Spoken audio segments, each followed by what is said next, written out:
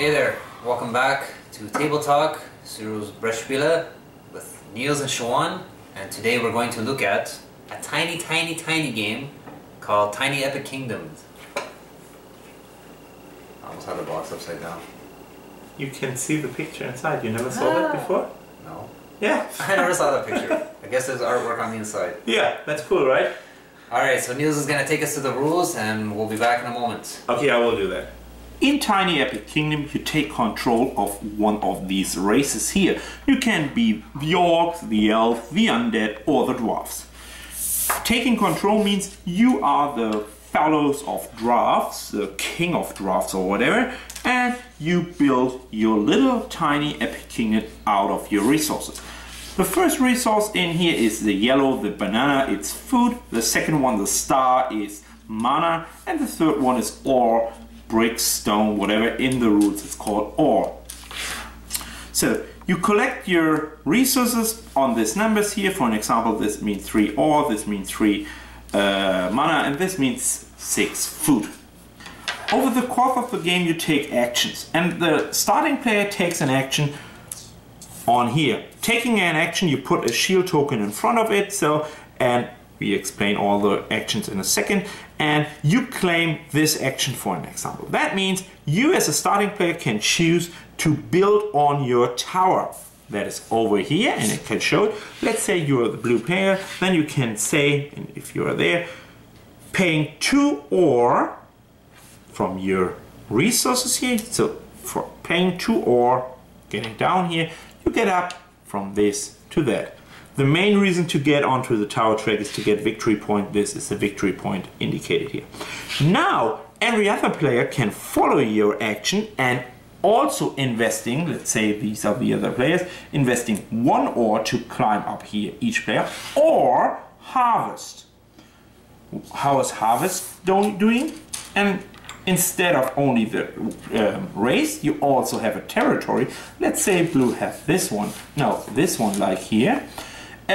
Then blue can decide to harvest, and harvest means he gets 1 from each territory he's in. That would gain him gains mana, and fields go food. So instead of paying for the tower, he can go there and there. But keep in mind, only the players following can choose harvest instead of the action. The player who's choosing the action has to take the action even if he can't pay for it.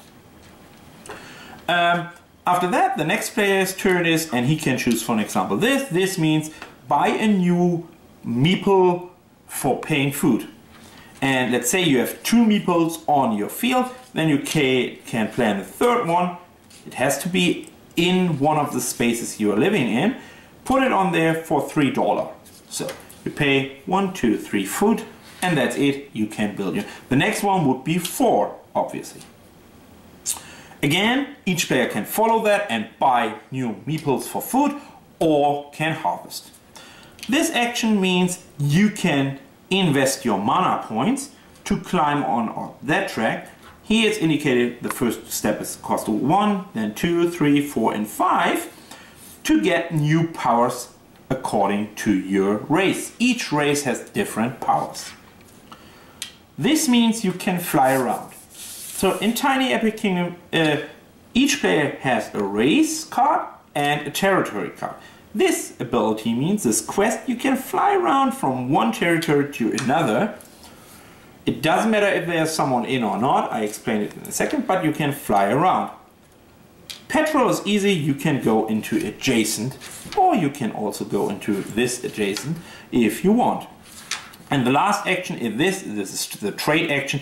You can cash in each number of food you want. So I have in this case 4 food, I can cash in all 4 food and gain 4 ore for that 1 to 1, but only 1 resource in another one. And again, each player can follow this action or harvest. This goes all the way around until you reach a fight. And a fight is very easy. If a second player comes into this area, let's say with a quest action, which means flying from somewhere else here, then we have a fight. And the gray one who's coming in is obviously the attacker, the blue one is a defender. fight is also very interesting in that game. It determines by these dice. Each player has secretly chosen a number from 0, which is a white flag, to 11. So let's say I'm choosing an 8. What does that mean? We compare the numbers. If I'm the attacker with 8 and the defender is 2, obviously I win the game. But you have to pay for the 8, and that you are doing with your resources. You see here, each mana is worth 2 points. So if I choose an 8, I can pay 2, 4, 6, and each ore is worth 1, 7, 8.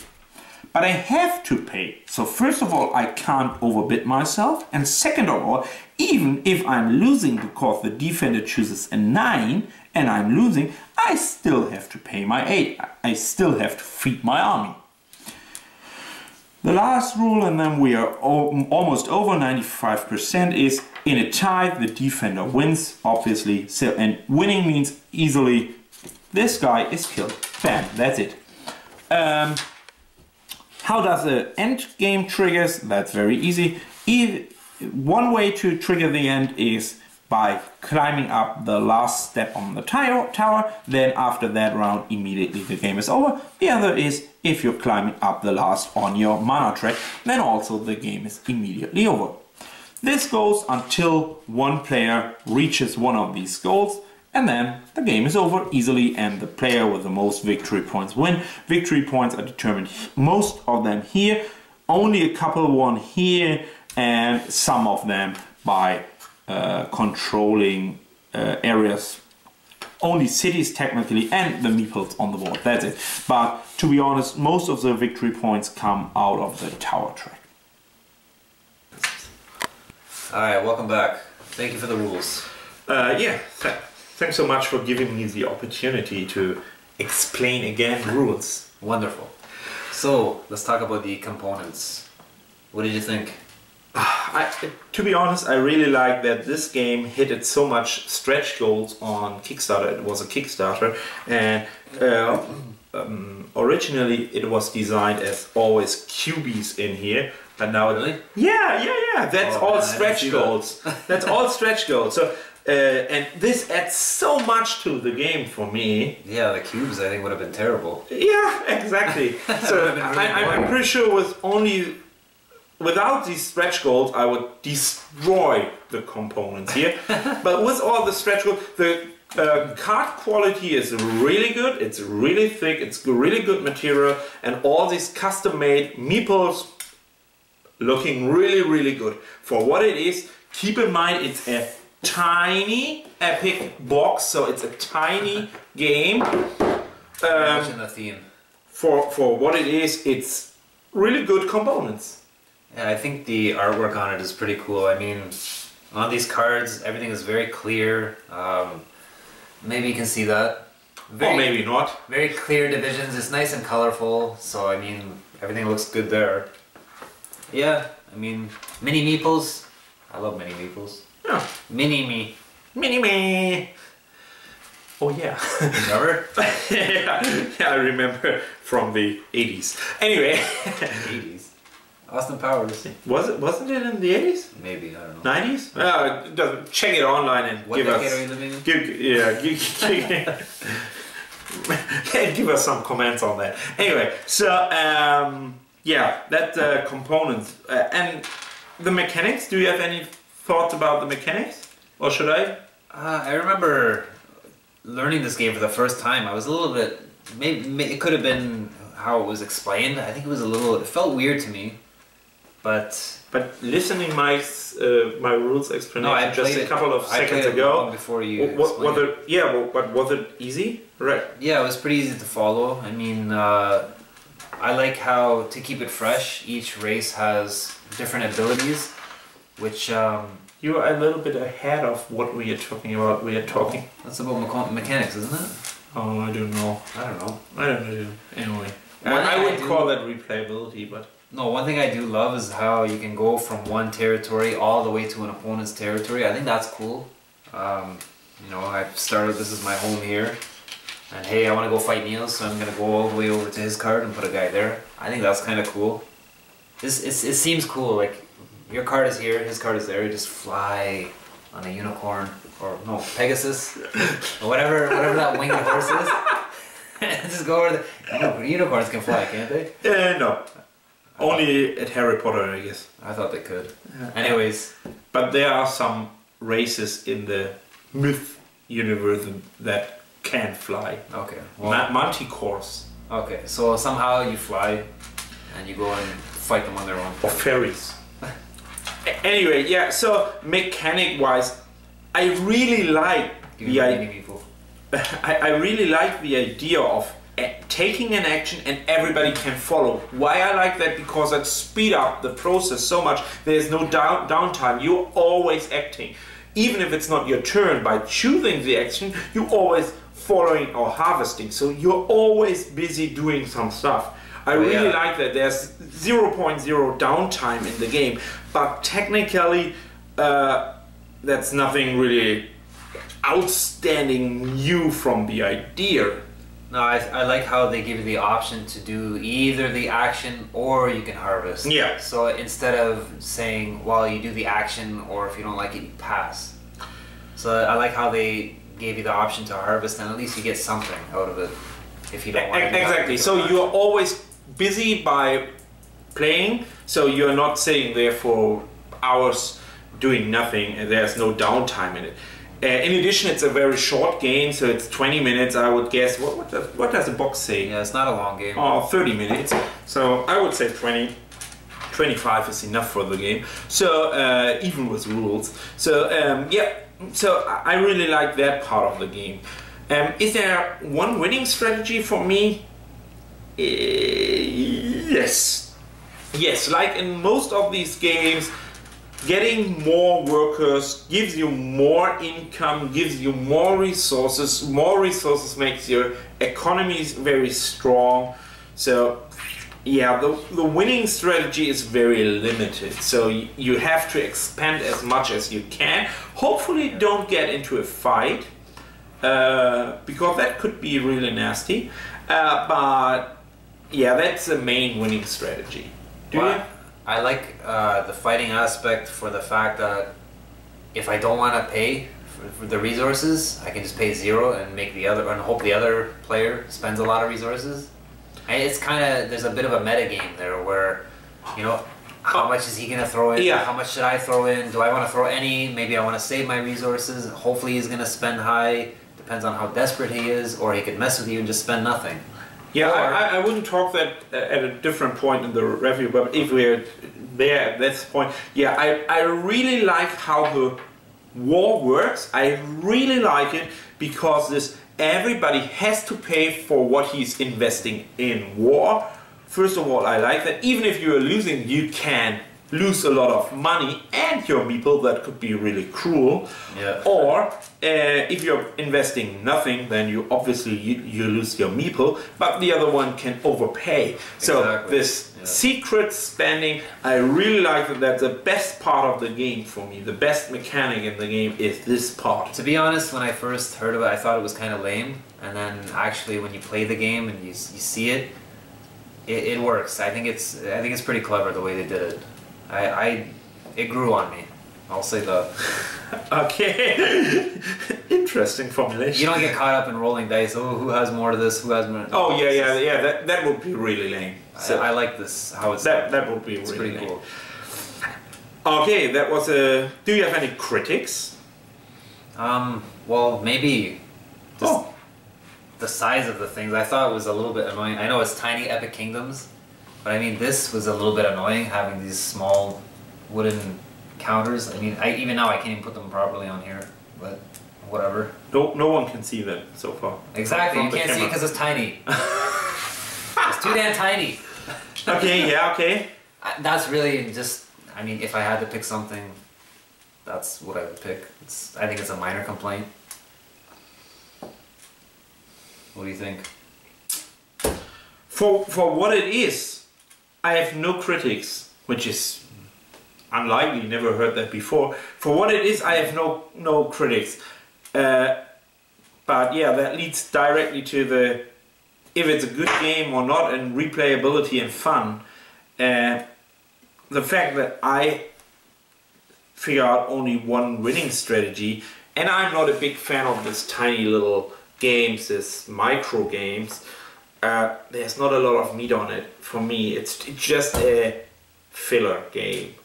Oh, it's definitely a filler game, for sure. What I really like on that filler game, it's not a stupid filler game, rolling dice and drawing card and do nothing. Yeah. It's a little bit more a confrontation of a filler game, but it's still a filler game, so yeah. Say it's more the interesting ones.